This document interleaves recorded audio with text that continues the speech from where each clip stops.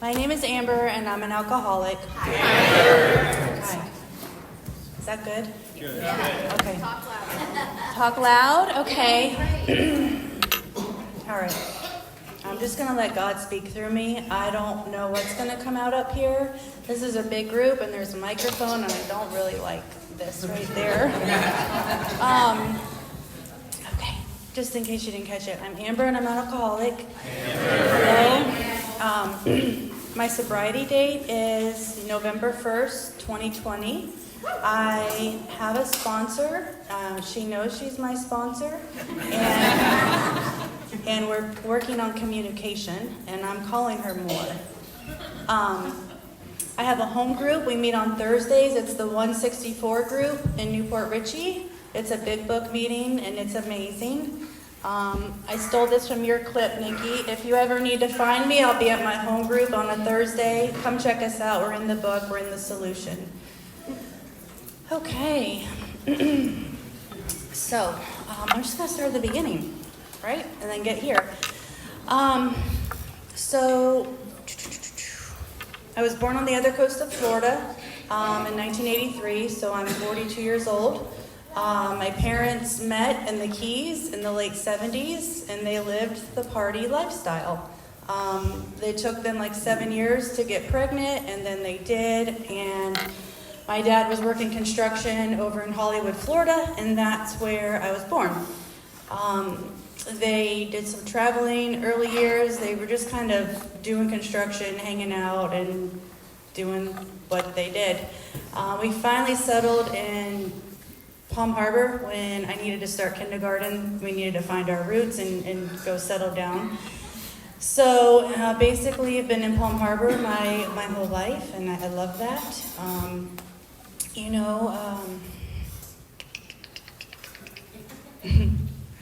I'll be honest, I know I'm being recorded, and there's some things I don't want my teenager to hear on YouTube. So if you want to know about it, we can talk later. But there was a lot of police involvement in early upbringing, early life stuff, a lot of cops arresting my dad, and that kind of shook me from the beginning. So I always had a fear of police, and I did not like the cops, and they broke up my family, and that's what I knew about cops. So from there on out, or until pretty recently, there's not my favorite group of people, but that's changed, coming into AA and realizing that they serve our country, they protect us. My parents maybe needed police involvement. So, that was that, but So I started, we started kindergarten. Parents needed to settle down, and I remember, and I saw probably some things that normal 3 and 4 year olds don't see. My dad, he's deceased now, so whatever.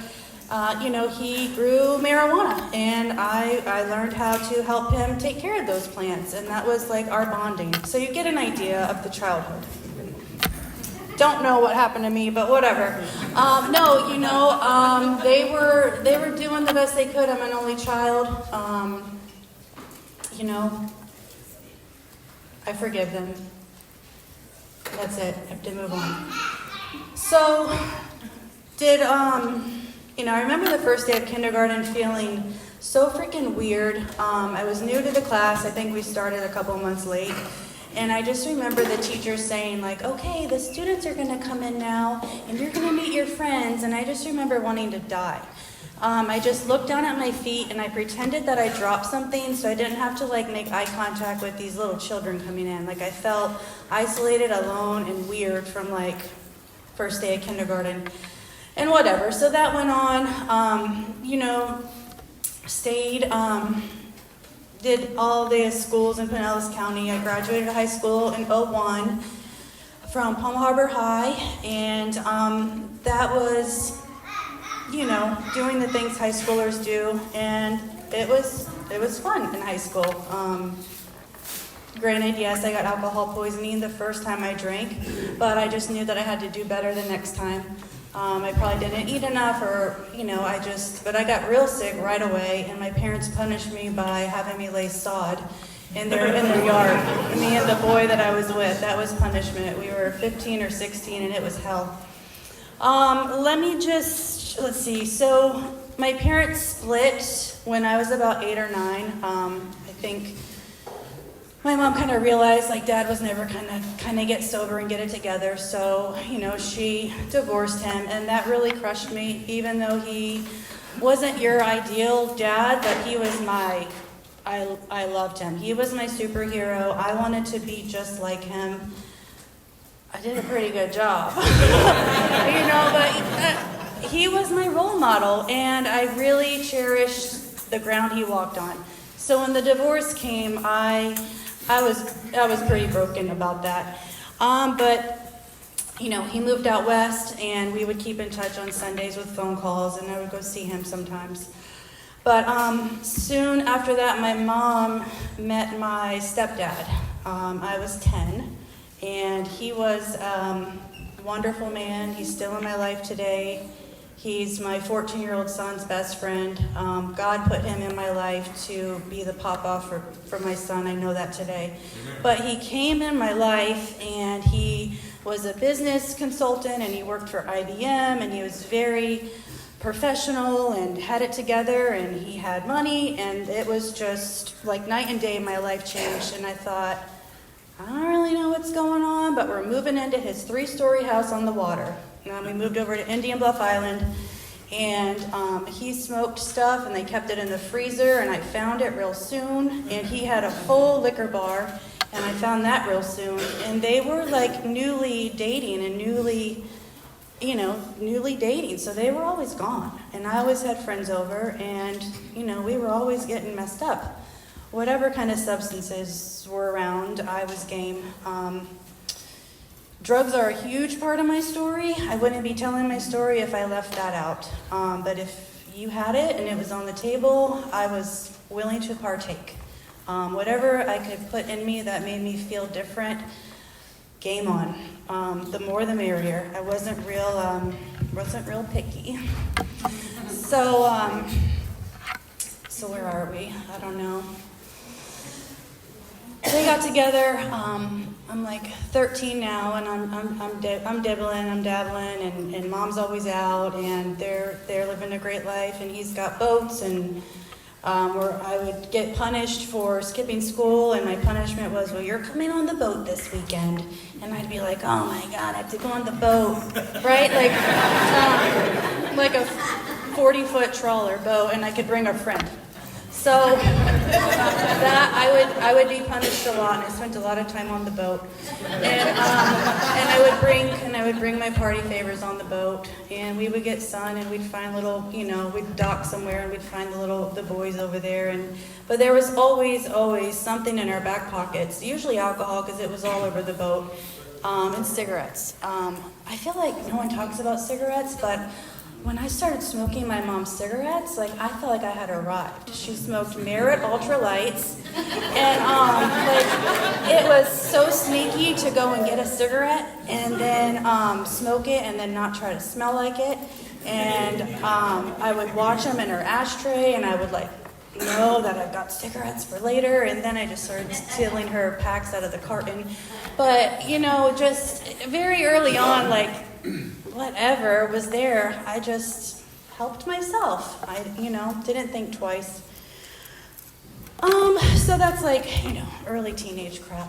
But there's always something in the background working. So I think. So graduate high school, I do all the high school things. I told you alcohol poisoning from the very beginning, and then I just kept on, and I just learned how to do better. I just always needed to do a little bit better, be a little bit wiser. No real big college plans after high school. However, a local college came and recruited 10 of us that maybe were on the wrong path. And me and my best friend got recruited to go to some summer program at SPJC. And the kicker was we were going to go tour some local colleges over by Miami. So, of course, we're ready to go. And we took a big bus with all these newly high school graduates. And we partied our asses off. And there was it was nothing but alcohol. And we were so hungover, touring these colleges, and I liked it. I was completely lost. I knew deep down I didn't really want to go to college, but it's like you get some free courses and you go and you tour some colleges, whatever. And we were staying loaded. That happened.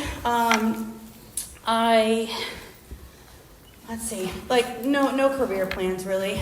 So I just hung out at SPJC and got a 2-year degree in about 5 years. And, hung out and did like all the little artsy classes and just stayed loaded and just stayed in school because I didn't really know what else to do. And I don't want to go like away to college because I don't know, I'm comfortable at home. So that happened. I'm getting somewhere, don't worry. I'm just trying to go in like chronological order maybe. And I do that with like school, because I always kind of stuck close to school, because somehow or another I was a good student. I knew how to study and read and take tests and get good grades. And then, so I did that a lot. School's a big part of my story. I could go to classes and get degrees and put them on the wall and feel better about myself, like, well, I must not be doing that bad. Look what I've got going on. Lots of degrees, and I don't use any of them today. But that's okay. So, where are we? Okay, so I had a friend, and her parents were in the medical field, and she had this idea that we go to this program that a big hospital system was funding, and there was a lot of people attending in hopes to get chosen to go into a nursing program at PTech. And me and my friend Erin thought, this sounds like a good idea. We have nothing else going on Tuesday. So we did what we did, and we drank and we got loaded, and we went to this seminar where they were going to pick 5 people to go off to nursing school. And I was one of those people that got picked. So quickly, okay, I'm going to be a nurse. I want to be a nurse. Sure, we can be a nurse. We can do this. That's what we're going to do. So I finally had like a little direction. And I I'm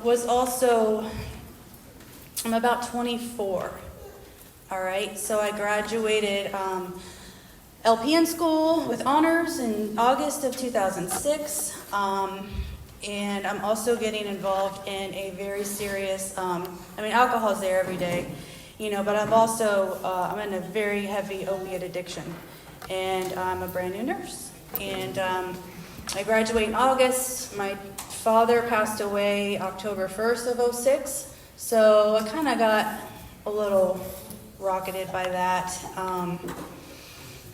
And that little nursing job career lasted not long.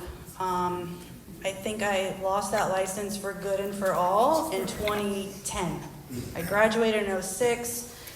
By June of 2007, they were calling me in to go over the medications I was pulling from the Pyxis. Something looked funny. And they were right. And I just thought I got caught. That was the problem. I got caught. They were 100% on my side to put me through programs and put me in monitoring groups. But I was really just getting off and running with this stuff. And I could not comply to any kind of random drug testing that was thrown my way. I tried. I had schemes, and I would try to do things to pass these urine tests, but eventually, and thank God, really, the guy that I was with, his mom knew what was going on, and she reported me. And, I was just so lost and gone. Like, I'll be honest, I cared, but I was just too in it. And I just said, well, maybe nursing isn't for me. Okay, here's my license, 2010. That happened. And from there, this is really important. It's only been 15 minutes. My God. So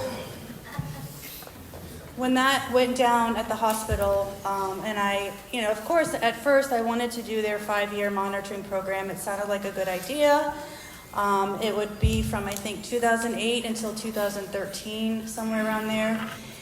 And part of that deal was to go to either an AA or an NA meeting. And I thought NA sounded way better, like narcotics or alcohol. I'm going to go to NA. And that's where I went.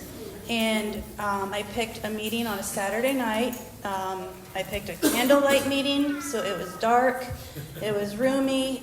People had their little puppies there. And I was loaded. And I went there, and I remember the candles, and I remember thinking, I don't know, but okay. And I would get the paper signed, and this lady, Renee, she would hug me, and I would come back, and she would say, like, welcome, we're so glad you're here. And I thought, I have no idea. Like, you people have nothing better going on a Saturday night than to come into a dark room with candles. What is really going on? I had no idea that, like, I really had a problem. I really didn't. So I did that song and dance and when I say that, so eventually I started going to meetings, and that's all I did. I went to meetings. I needed to get that paper signed. Eventually I was just signing my own paper, but now, like, my family knows, like, you got to go to that meeting. You have to, so I started attending meetings regularly. And in one of those meetings in Dunedin on a Tuesday night beginners meeting, I met a guy, and he was attractive. He had a lot of tattoos, and he drove a brand new Hummer, and I thought he looked like a good time. And I think I wasn't even sober.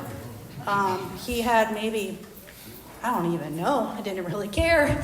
I had another idea. And we started hanging out, and prior to that, I had gotten a real big, like a heavy arrest, real bad felony.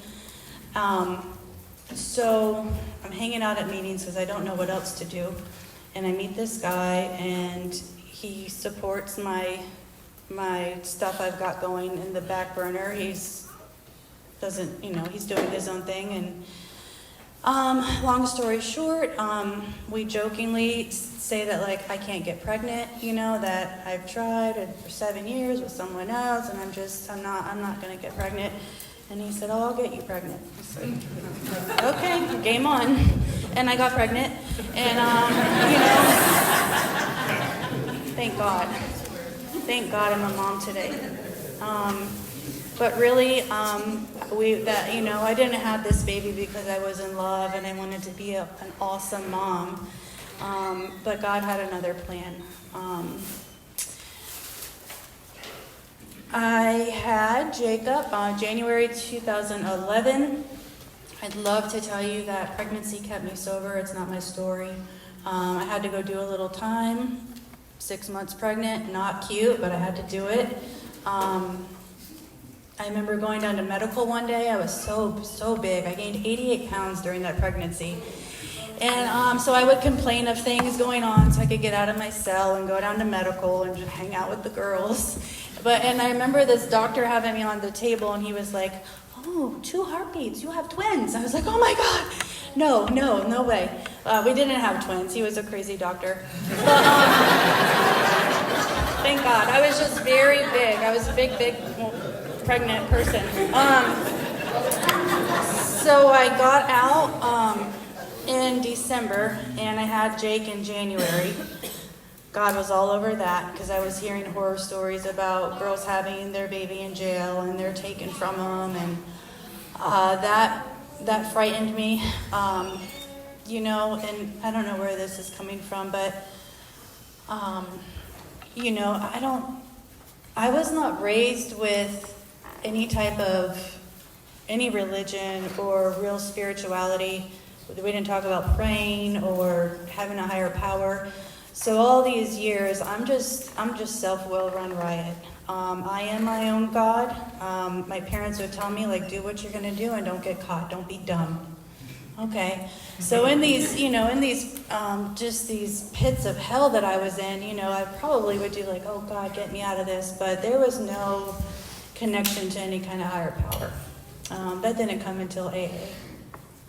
But, okay, so I become a mom, And and by now I've been going to those meetings for a few years, and I've met some really wonderful women, and they know I'm a new mom, and they would pick me up because I don't have a license because I'm on probation for a long time.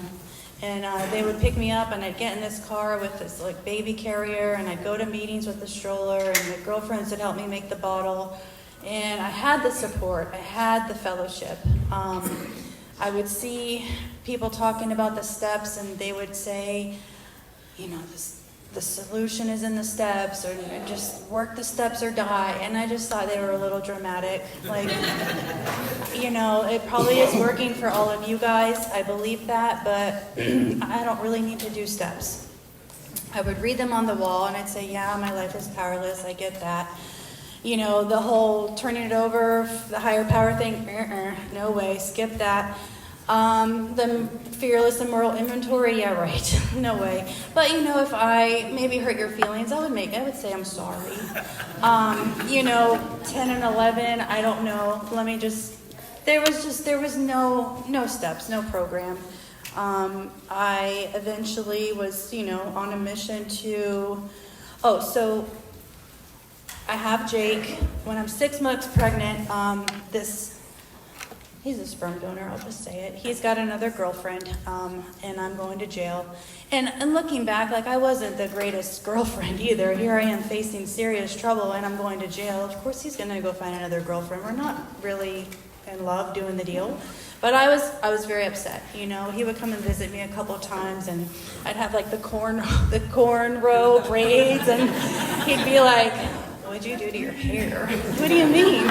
But I really wanted him to stay, though. I did. I wanted this guy to stick around. I'm pregnant, but he had other ideas, and that's all right. So I get out, I have this baby, I'm living at my mom's, and girls in the program are picking me up for meetings, and I went to a lot of those state conventions that fellowship does, and I had a ball at those. I hung out, I did the conventions, I did a lot of meetings, a lot of picnics, I was involved in the fellowship part, and that's about it.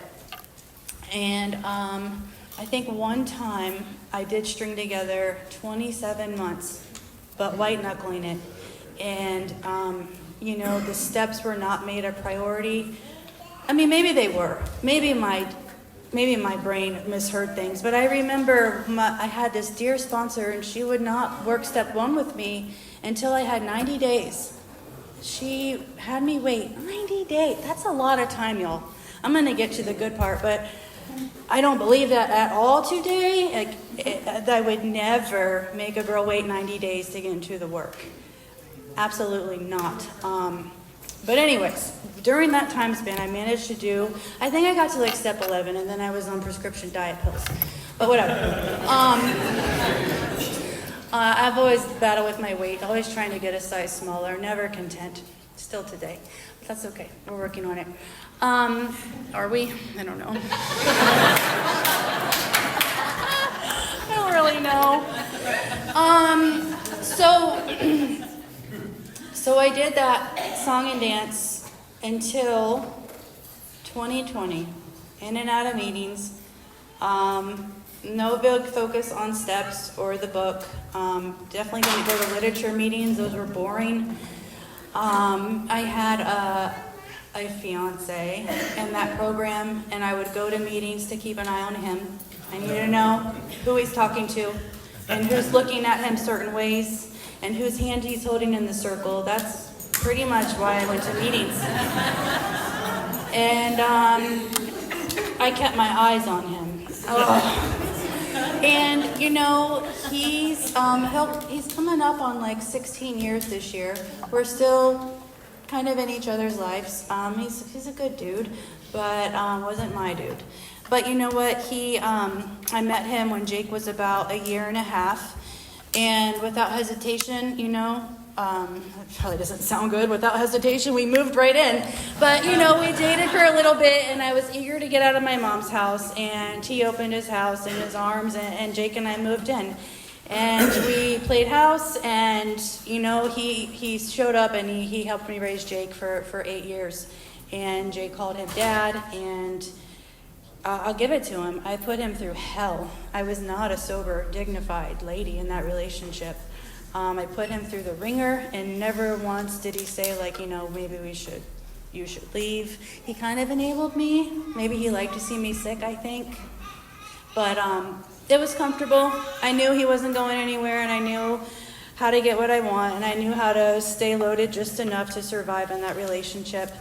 Hi, Nicole. Aww. And that's what I did. I just stayed numb enough to try to be a mom and survive and go to meetings to keep my eye on him. And I did that. And so 2020 comes, and that's, it's COVID. And my home group in NA had been shut down because it's COVID. So now I have no meetings to go to. So now I'm really screwed, because that's what my life revolves around, is meetings. And, all of a sudden, Jake went on spring break, and then they shut the schools down, and now my meetings are shut down. And, let me back up. I got an income tax check back that, February, and me and Jake finally left that relationship, and I got a little house all by myself with me and Jake, and then COVID happens. And I had great intentions. I thought, he was the problem. Now I'm really going to get it together, and I'm going to get sober. But then there's no meetings, so I'm screwed. But we live in this little house, and for a minute, I'm surviving. But then, I see an old girlfriend from high school. We start hanging out a lot. She's wonderful at her job. She's a bartender. And at this time, I did have about 8 months clean in the program, just hanging out, not doing any work, but I had 8 months. But I start hanging out with old people, places, and things, and in no time, I'm doing what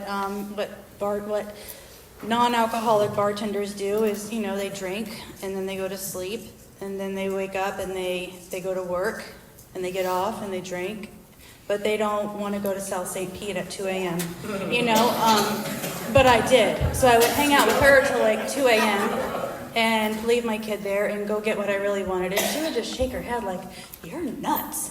I was like, "I know." That's how this relapse started. It was Memorial Day weekend, 2020. The world is weird. People are walking around in masks. Meetings are shut down. I now work from home, and my third grader is a homeschool student, and I'm just getting off on another run. Very scary.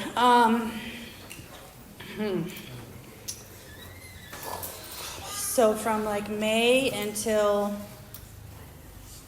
October 31st, 2020, if it came across my radar and it changed how I felt, I did it to the extreme.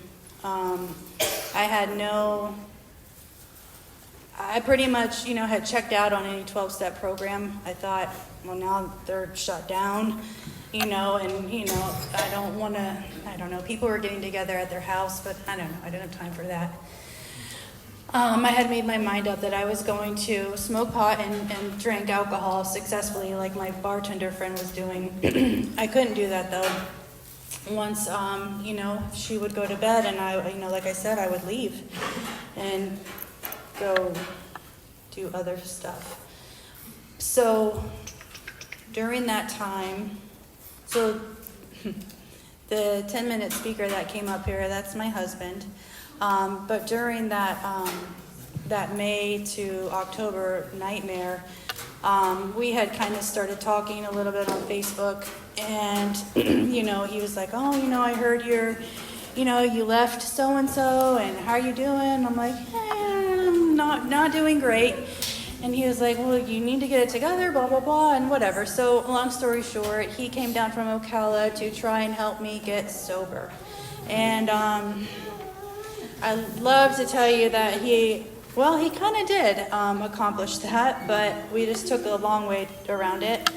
But he came over to try and get me some help, but I had, I'm knee deep in it, and he's not really sober himself, so you can figure out what happens for the next 6 weeks.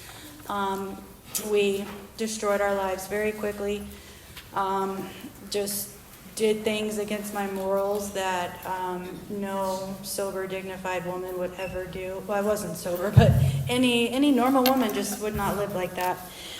Mind you, I have a 9-year-old at home, and finally, thank God, the day came and my mom showed up and said, I don't know what you've got going on here, but my grandson is leaving.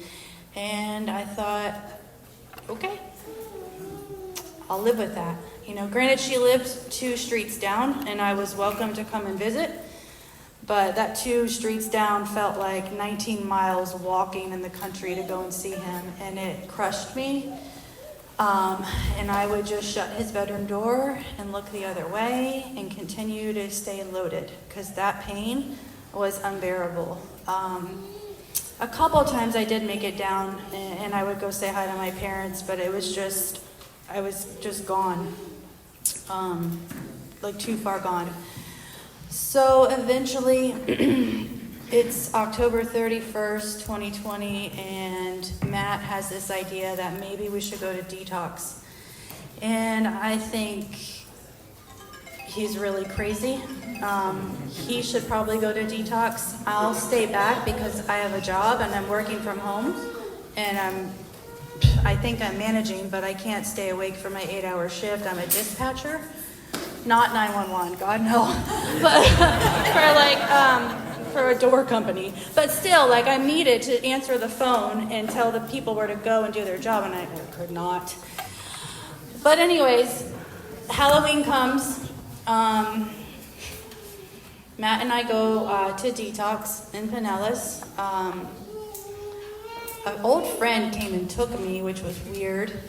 The ex-Paul came over to take Jacob to Busch Gardens that day. And I think I had kicked Matt out or something. I was mad at him. But I was going to detox, and this chick named Regina was driving me. And the first place we went, I couldn't stay for some reason. And I said, well, I guess just take me home. It's not meant to be. She was like, oh no, I'm not taking you home. And then I look and I see Matt walking up with a backpack. And I was like, hey, so good to see you here, I'm kind of happy. I'm like, what are you doing here? He's like, I'm going to detox. Oh, okay. Well, I ended up going to a nearby hospital, and I Baker acted myself, and just really clueless. I don't really know. I don't want to get sober. I just think the way we're living needs to, kind of miss being a mom. I miss my child. I miss my, normalcy. But I was empty. I was so broken.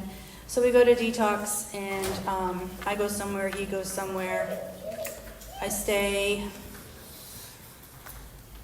They told me I was pregnant, so they couldn't give me any medicine to help with detoxing. So I basically just went somewhere, and I slept for 5 days.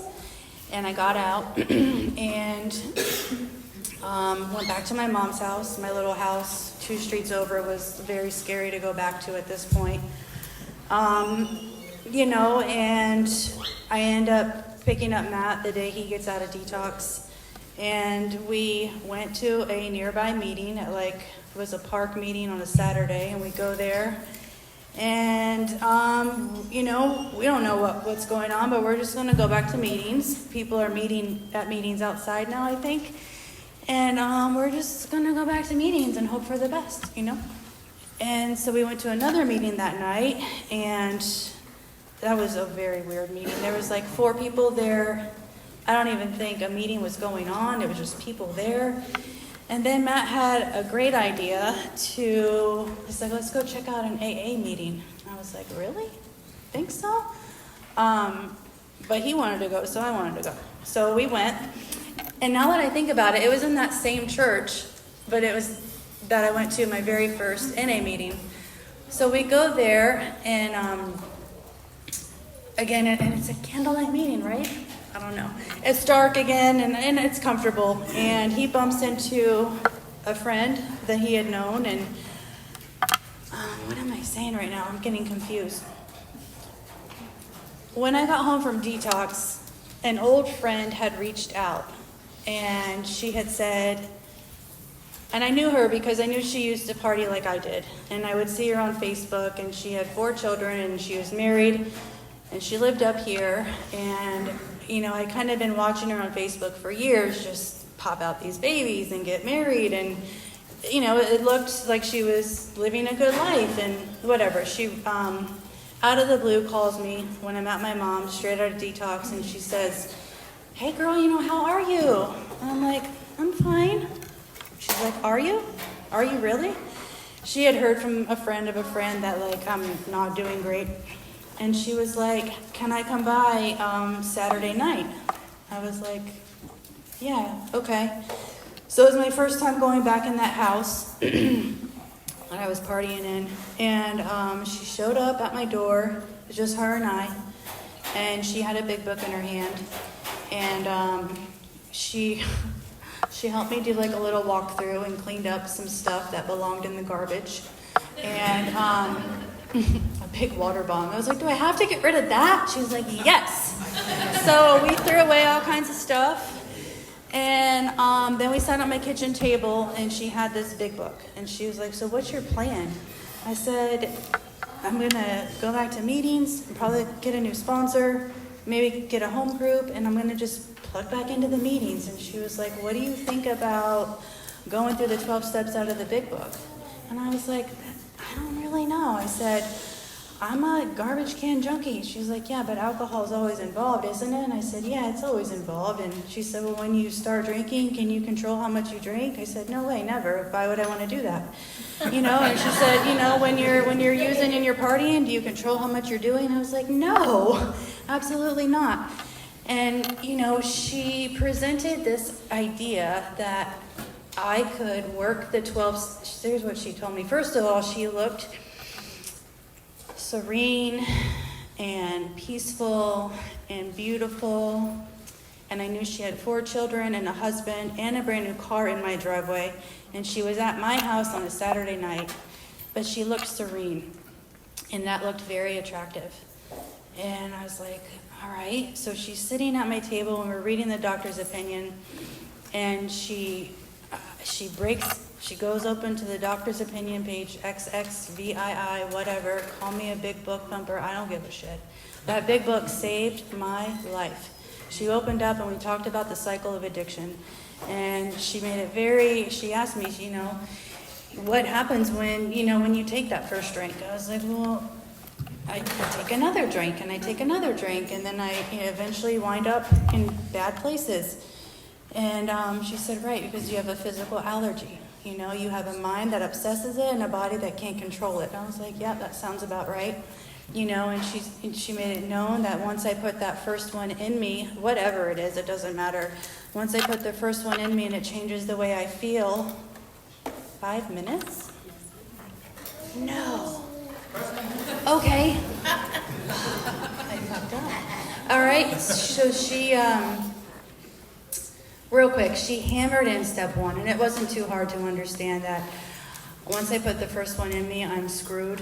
I can't believe 5 minutes is already here. I've been sweating this time. I thought it was forever to be up here. Basically, we did steps 1 through 3 that night, all right? And I had 7 days sober at a detox. So there was no dilly-dallying to do 90 days to do step work. We did the steps, so step 1 was pretty evident. My life is clearly unmanageable, and I'm powerless over that first one. Step 2, came to believe in a power greater than ourselves. That was a little tricky because, as I shared with you, I wasn't a big anything like that. And she said, can you just believe that, do you have the willingness to believe that whatever is working in my life might work for you? I was like, maybe, okay. And boom, we were on to step 3. Made a decision to turn our will and our life over to that higher power as we understood him. And she said, basically it was clear what happens when I try to run my life. I ran it to the ground, I got felonies and wound up in dirty places. And I said, okay, I can make a decision. That's all I had to do was make a decision. And I was like, okay, now what? And she's like, you're going to work the rest of the steps. And it was just, there was she told me that, it was life or death. And the way I was headed, I was very close to death. And I didn't waste any time. I got onto the steps, did a 4-step to the best of my ability with like 6 names on it and those freaking columns, and they didn't make sense and my words were all over. But she just said, don't worry about it, just do it, and met with her and shared that. And, I sat with God for that hour, and, if anything pops up, call me. And, I had to be really thorough, so I called her and I told her something pretty embarrassing, I think, and she was like, oh, girl, me too. And, and then 6 and 7, those short little paragraphs in the book. But having looked at that list of character defects, I was like, yeah, those are pretty ugly. I remember the first word on that list was faithless. I didn't even think that was a word, but that was one of my character defects. I was faithless. I thought, geez, okay. And, but whatever. So yes, I was entirely ready to have those removed. Some maybe not so much, but I was told to pray for the willingness to have them removed, and started doing the 3rd-step prayer and the 7th-step prayer every morning. Made a couple amazing amends, and got schooled on 10 and 11, and the importance of it. I feel like importance is an understatement. We do 1 through 9, and then, it's 10, 11, and 12 on a daily basis. Continue to take personal inventory, and we're continue to do that for a lifetime. And I'm not perfect at it. You can't always tell when I do my 10 or 11, but you can tell when I don't. Life shows up. Let me just wrap this up real quick. Last Thursday, not last Thursday, but a couple years into sobriety, I started making financial amends to the Board of Nursing, and I paid them a big chunk of change. And last Thursday, I met with the Board of Nursing in Orlando, and they are willing to give this girl a second chance at nursing.